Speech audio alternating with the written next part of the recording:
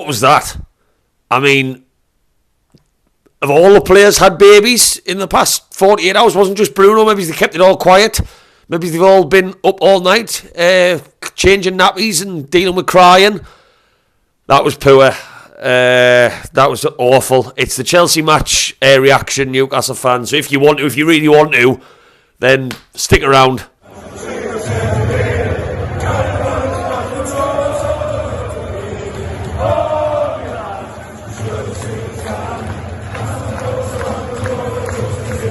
Well, that was fucking dreadful.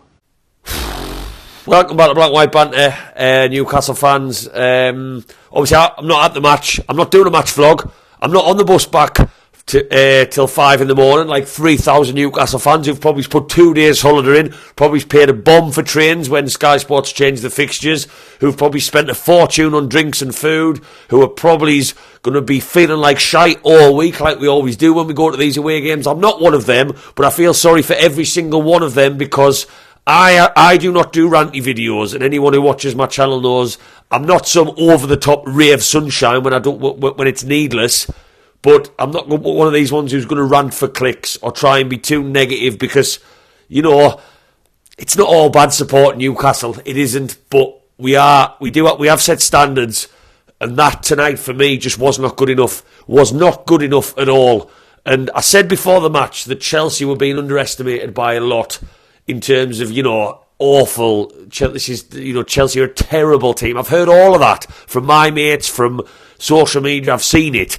And I didn't agree with that. They've got Palmer, Gusto, Gallagher, Jackson, not so much. But they've got good players on the day. That's why they've spent all this money on them. And they've turned the corner a little bit. Cup final and whatnot. And on the day, they can hurt teams. And we made them look really good tonight, but they didn't even play that well. It's just we were that bad. And every single pundit who's going to...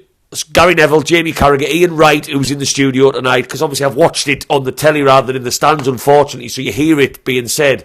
All the talk has been about how Newcastle should have played counter-attacking football. We should have set up to defend and hit them from time to time, because Chelsea struggle against the low block. Where the hell, by the way, did the term low block come from? It's parking the bus. This low block, another term that just everybody uses to sound a little bit more intellectual talking about football. But what they're all forgetting is that this is a Newcastle team who've conceded the second highest away goals in the league. The low block sitting in from the first whistle was never going to work, and I stand by my pre-match video, and so many people might search out my preview and say, oh God, you said we should have played intense style, pressing them. How wrong were you? No, I'm not buying into what the pundits are saying, because if we'd have sat back, this is a Newcastle team who has not suddenly became solid as a rock defensively overnight. Yes, against Wolves, they had a bit of an off day. We were quite good, and it worked. And it was nice to see that mix of the two. This is Chelsea away from home with Palmer and Gusto not getting any protection on the right-hand side. Their right-hand side, we would have been battered. It would have been an onslaught from the first whistle. How we set up tonight was not the problem. It was the way we executed that press. There was no energy, and that is the biggest thing that I'm taking away from tonight that is a concern, and I've got no doubts about it. Eddie Howe is not going to talk about that in his press conference in the post-match. I haven't watched it yet. I'm still just in from the pub not long ago. The energy levels after 9 days off, there's no excuses at all. We had Sunday, Monday, Tuesday, Wednesday, Thursday, extra weekend with it being a Monday game, and we were just off from the first whistle. I'm not surprised Eddie Howe screamed at Anthony Gordon for that first goal for not helping Dan Burn out, and Joe Willock as well. He's just as responsible playing in that midfield three. And Dan Burn was exposed. And I said before the match it was going to be Palmer and Gusto was a key battle. Can we put the graft in and keep them quiet? Well, that was decided early doors. It really was. And then obviously the ball comes in. Sven Botman balloons it. And again, we have to... I'll talk maybe a little bit more about individual performances in a second. It's an awful clearance from Sven Botman. Really, truly awful. Like, if I did that in Sunday League, I would be getting pelters from my teammates from saying, like, what the hell are you doing, Matthew? Are you still pissed from the night before? Wasn't a good clearance. That didn't set us up very nicely. Didn't offer too much in that first half, and then obviously Isak pops up. We know what Isak can do. That was a beautiful finish that is one of the only bright sparks of that match. It was, from that angle from the corner, it was beautiful. And we've got something to talk about at half time. We've got something to press the reset button and go again. Second half was tragic. Absolutely tragic. There was a 15-minute period in the second half where it was chaotic. They were all over us, and we couldn't breathe. We couldn't get the ball. We couldn't close space. And it was just terrible. It was really, really bad. And then obviously Murphy scores another worldie. We scored 2 very good goals in that match, by the way. In my opinion, Chelsea's goals were shite. And I'll talk about why in a second. But ours were pretty nice. Jacob Murphy will not score sweeter strike than that. But it counted for now. So I'm not going to focus on it too much. It counted for very, very little.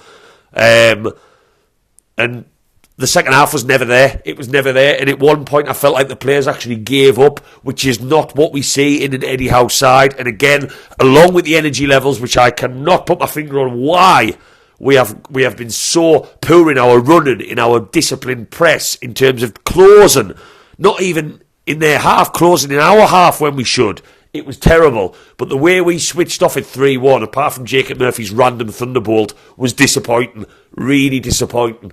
Because, that old that banner that everyone keeps sharing, we don't demand a team that wins, we demand a team that tries. Well, we didn't see that in that last 15 minutes. And them fans in them stands deserve more than players trotting around. And I know confidence is low when you're 3-1 down. I get that. I've been there, even in naff little low league games that I played in to no standard. When you are losing a football match, the intensity does drop off a bit. But not to what I saw there later on.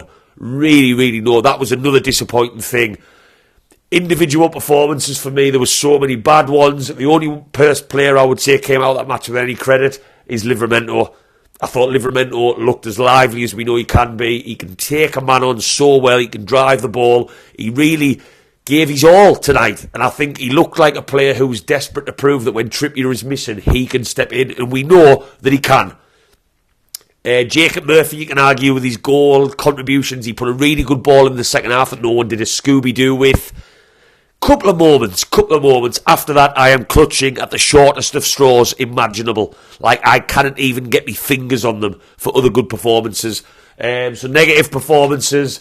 From the back, Dubravka. Look, a lot of people are saying Pope should not walk back in the team. Yes, he was class against Blackburn, rightly so. Yes, he's made some good individual saves across his time in goal for Newcastle. But me, personally, anyone might have noticed, I have not been shouting his name from the rooftops because I still believe Dubravka is not the goalkeeper we need. I still think we'll sign a goalkeeper in the summer. We need a ball-playing one to suit Eddie Howe's style of play. But Nick Pope is a better goalkeeper than Martin Dubravka. He is a consistently better shot stopper. And yes, the first goal deflects. I'll let Dubravka off for that one. A bit of a crowded bodies. Nice little flick from Jackson to really think on his feet and turn that. Striker's finish, you could argue. But that second goal, it's a good strike from Palmer, but Dubravka is just nowhere near his near post. And I'm sorry, Nick Pope saves that. And generally speaking, Dubravka in them one-on-one situations is not very good. Look, Dubravka's better playing with his feet. I agree. He played a pass tonight out to Gordon under pressure in the first half, and I thought, wow, Pope would never be able to do that. But I want my shot stopper to be a consistently good shot stopper. And Pope's a good sweeper. And Dubravka, for me, he fell short tonight. I'm not going to say he's been awful since he's been in our goal. He's had so many shots to deal with. But generally speaking, he didn't have a good night tonight. Botman, we thought he was back against Wolves. He clearly isn't. He looks a little bit slower. Awful clearance for the first goal. That probably didn't do his confidence any good. We know he's a Rolls Royce of a player. I'm not denying that. We've seen it. We know it's there. But something with Botman is not right. Whether he's been rushed back, I don't know. And certain things we saw against Wolves were false. I don't know whether maybe... Did Botman have more protection in the last season? Is he... See, I'm questioning so many things. I don't like doing instant reaction videos for this reason, without analysing things properly and dissecting my thoughts a bit more. On to midfield, Longstaff just played like Longstaff has played all season. Non-existent. I thought Longstaff was so off the pace tonight. No contribution of any decent tackles of any note. No contribution with the football of any note in the final third, like we maybe saw more of last season, supporting that right channel. Just really, really disappointing. And I do not know what he is offering that midfield three. And I've got no doubts about it. Bruno is probably thinking the same. Now that Joe Willock's back, it's putting even more emphasis on Longstaff contributing the least. He's not that protection that Bruno needed anymore, because the way we are set up is not the same as last season, where Bruno is not driving on with Longstaff coming behind him as much. That's not how we operate anymore. And it was a really poor showing from him. Almiron offered the same lack of quality that Almiron has offered since 2020, February 2020, just after he signed. Isak, very little to play with, some good little runs, looking for that through ball and a beautiful finish. Jacob Murphy, I've already mentioned, had flashes, but there was a lot of bad performances tonight. I don't think tonight was Dan Burn's fault. Some people might say he got done by Palmer time after time. I'm not coming out of that looking at that as the Dan Burn show by any means, and someone correct me if I'm wrong on that. He did not get the help he deserved. Gusto and Palmer, for any defenders in the league, is difficult. Gusto and Palmer against a man who's not fast, with very little in front of him helping him out, is even harder. And I'm not surprised that Eddie Howe was not happy with what he saw in the protection. And just to dabble some absolute cherries on the top of that cake tonight, Anthony Gordon goes off, and we have no idea how bad that injury is. It looked like the medical team, I just did a jokey video about it. It looks like the medical team made it worse. God, if that doesn't sum up our season. Really, really poor. I do believe, as I've already said, that the plan that we were set up how to play would have worked. All I saw tonight was a fragile Chelsea team, a really, really fragile Chelsea team. But if you watch the first goal, pass to pass to pass, how they passed it through us, that is not what Eddie Howe's style is about. That is not what we identify as a football team. How they, after 9 days rest, we looked like we looked against Bournemouth earlier in the season when we just got back from Dortmund and everyone said we were done in. And that is worrying. And that, for me, as a fan, regardless of, yeah, that was a good goal, yeah, that player's made a mistake, all of them things we can forgive. Not seeing full commitment from the players is not acceptable in my opinion. And that's why I'm more seething after that match than I normally am. Look, at one point in that second half, we had 6 players pre-takeover on the pitch. Murphy, Kraft, Longstaff, Byrne, the list goes on, Dubravka in net. It is still a process, and I'm not going to get carried away like the whole of social media about what this match means for our whole season, for our manager. I'm not going to get into an Eddie Howe debate. There's questions that need to be asked, answered. Energy levels, is that on Eddie Howe? Us not implementing that press like at the way we should have, is that on Eddie Howe? I don't know, maybe a bit of both. But this transfer summer coming up is huge. Absolutely huge. I've read so many articles on it saying it's going to be one of the biggest yet. It has to be. And do I still think Newcastle will be okay this season, league position-wise? Yeah, I do. I think we've got West Ham to play at home. We've got Sheffield United to play at home. We've got Everton to play at home. We've got Brighton to play at home. I don't think our away form is going to improve much. I think we might just have to bite the bullet with that when I look at where we've still got to go.